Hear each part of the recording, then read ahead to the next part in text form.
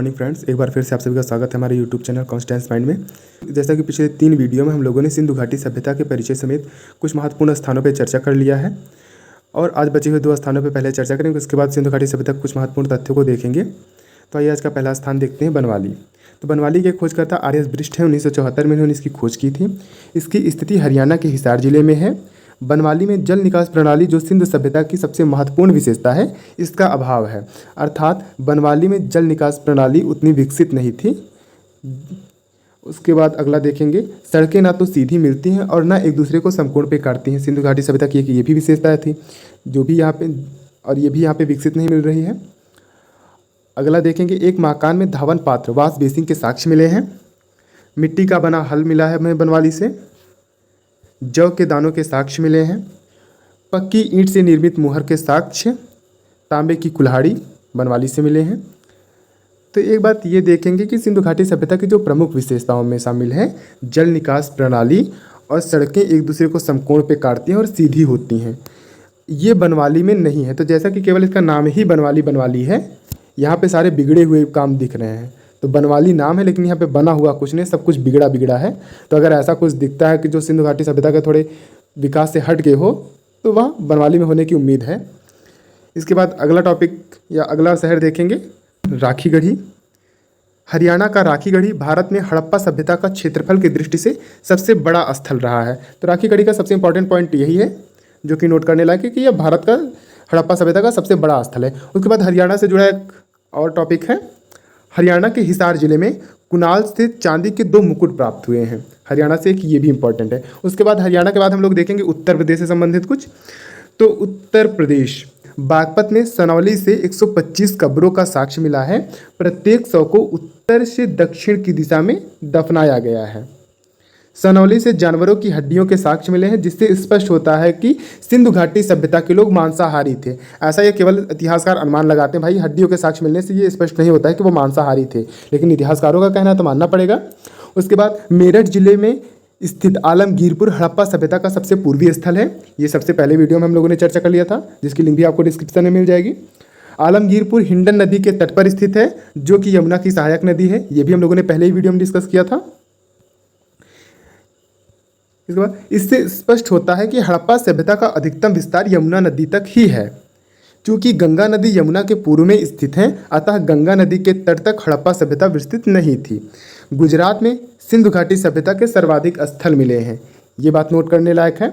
गुजरात में सिंधु घाटी सभ्यता के सर्वाधिक स्थल मिले। तो आइए इसके बाद गुजरात को देखते हैं। तो गुजरात में सिंधु घाटी सभ्यता के सर्वाधिक स्थल मिले, इसको तो देख ही लिया। सुरकोतड़ा, धौलावीरा तथा देसलपुर गुजरात में कच्छ की खाड़ी में स्थित हैं। सुरकोतड़ा में घोड़े का कंकाल प्राप्त हुआ है। लोथल तथा सुतकोतड़ा हड़प्पा के एकमात्र ऐसे स्थल हैं जो कि एक ही चहारदीवारी से घिरे हैं। ये बात भी हम लोगों ने जब लोथल पढ़ रहे थे तब डिस्कस किया था विद डायग्राम। उसकी भी लिंक आपको डिस्क्रिप्शन में मिलेगी।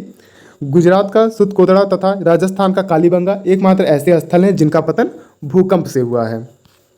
इसके बाद महाराष्ट्र। तो महाराष्ट्र से क्या है, सभ्यता का सबसे दक्षिणी स्थल दाइमाबाद महाराष्ट्र में गोदावरी की सहायक नदी प्रवरा नदी के तट पर है। दाइमाबाद से तांबे का रथ प्राप्त हुआ है। तो सबसे पहले देखेंगे दाइमाबाद से तांबे का रथ प्राप्त हुआ है, ये नोट। उसके बाद जो सिंधु घाटी सभ्यता का सबसे दक्षिणी बिंदु है, वह महाराष्ट्र के दाइमाबाद शहर में है। दाइमाबाद प्रवरा नदी के किनारे है और प्रवरा नदी गोदावरी की सहायक नदी है।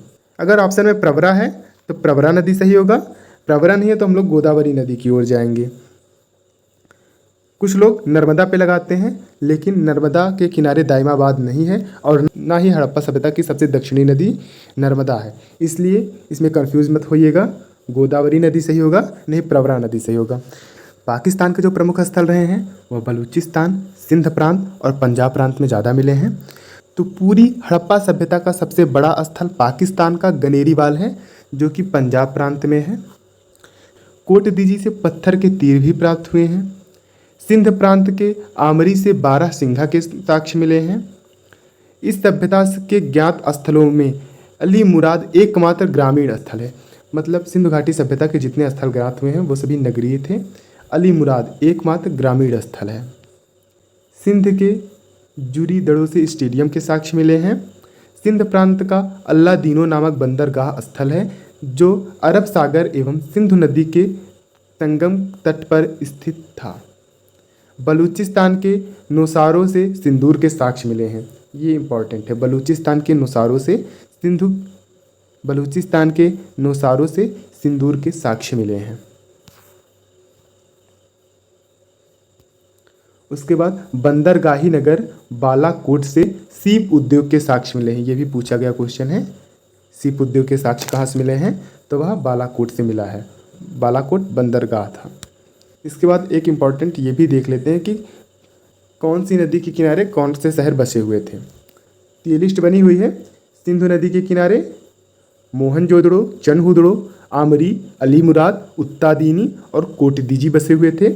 चिनाब नदी के किनारे मांडा, रावी नदी के किनारे हड़प्पा, सतलज नदी के किनारे रोपड़, घग्घर या सरस्वती के किनारे बनवाली, राखीगढ़ी, कुनाल, कालीबंगा, भोगवा नदी के किनारे लोथल, हिंडन नदी के किनारे आलमगीरपुर, ताप्ती नदी के किनारे मालवन, भादर नदी के किनारे रंगपुर, गोदावरी नदी के किनारे दाइमाबाद, दाश्क नदी के किनारे शुतकांगेडोर, सादिकोर, सोतकाको, किम नदी के किनारे मेघम। तो दोस्तों इसके बाद बची हुई चीज़ों को हम लोग अगले वीडियो में डिस्कस करेंगे और उम्मीद ये है कि अगले वीडियो में हम लोग सिंधु घाटी सभ्यता को कंप्लीट कर लेंगे। आप लोग लास्ट वीडियो का वेट कीजिएगा। तब तक के लिए goodbye and take care.